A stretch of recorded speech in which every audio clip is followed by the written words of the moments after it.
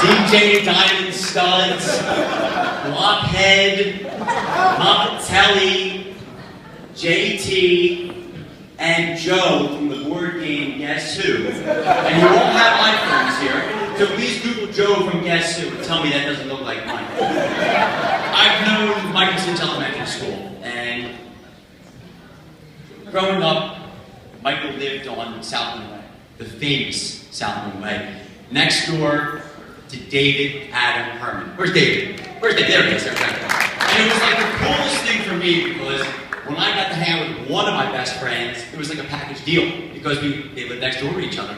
It's pretty awesome. So, you know, one of the reasons why we always congregated at the Piscitelli residence, because early on we were always there, and later on it kind of became party central. We'd sneak the beer and the alcohol in the back door. Sorry, Mr. and Mrs. P. But one of the reasons why early on it was so great is because Mike always had the coolest and the newest stuff.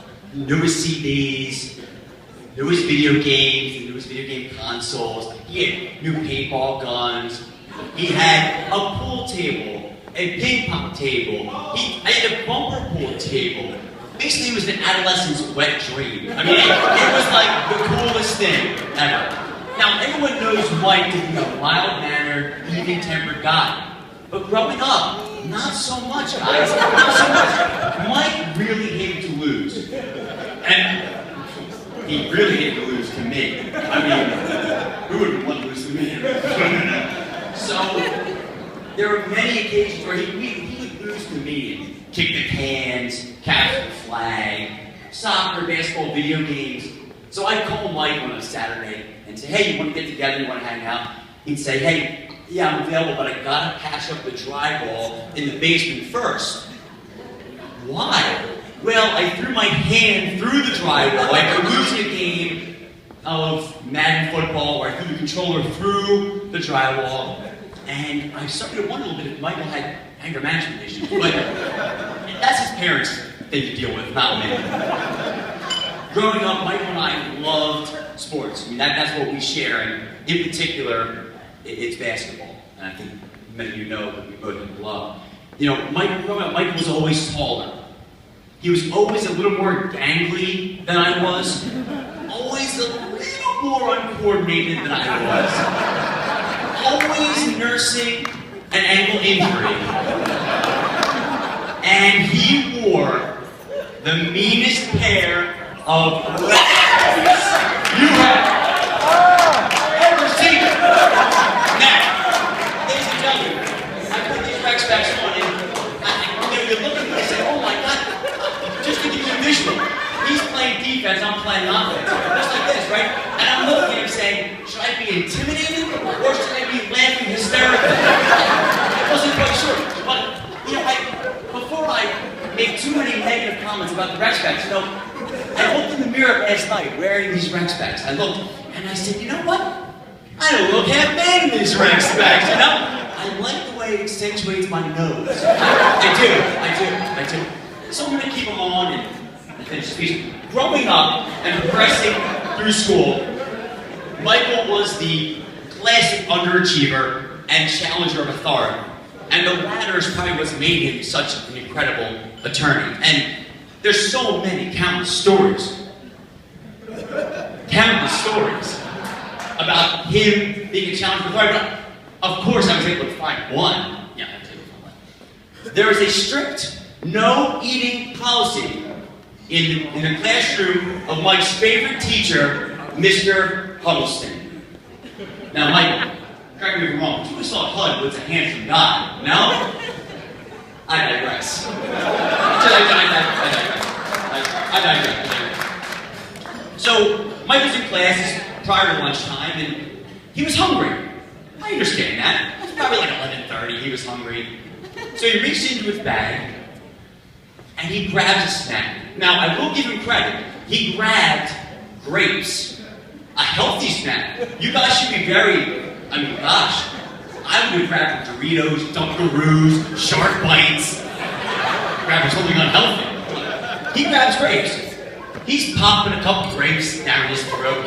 Mr. Hud's up at the classroom board, and oh my God, the grapes goes down the wrong pipe, and Mike starts aspirating on the grape. Oh no!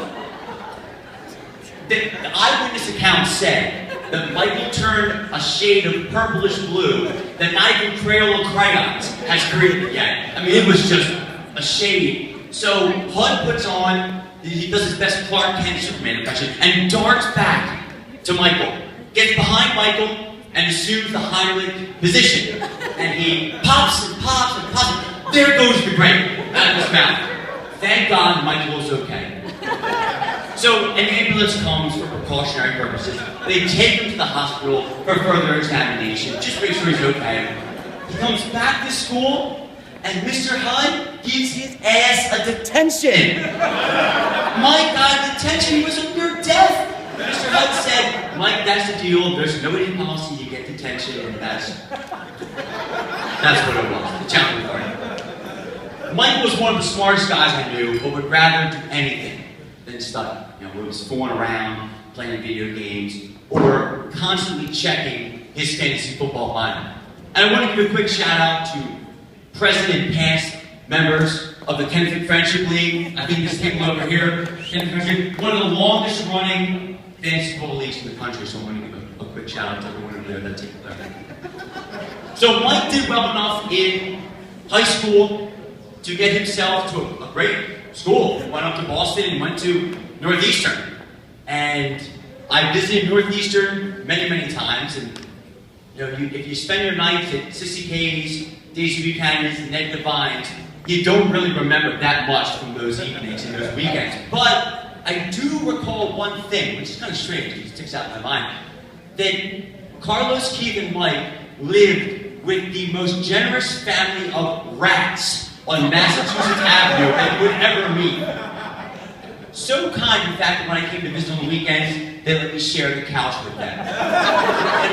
It was very strange. One night, I had a rough night, came back from the bar. One of the rats tucked me in and read me Goodnight Moon. Goodnight Moon! And what was the most impressive thing about that? How did they know my favorite book was Goodnight Moon growing up? I don't know. And these were like, these weren't little rats. These were giant Teenage Mutant Ninja Turtle, Master Splinter rats. They're this big, you know? So Mike obviously did mature through college, believe it or not, yet he's still the guy, and I'm sure most of you in this room witness this, he's still the guy that taps you on one shoulder and then runs the other way and he's got that smirk.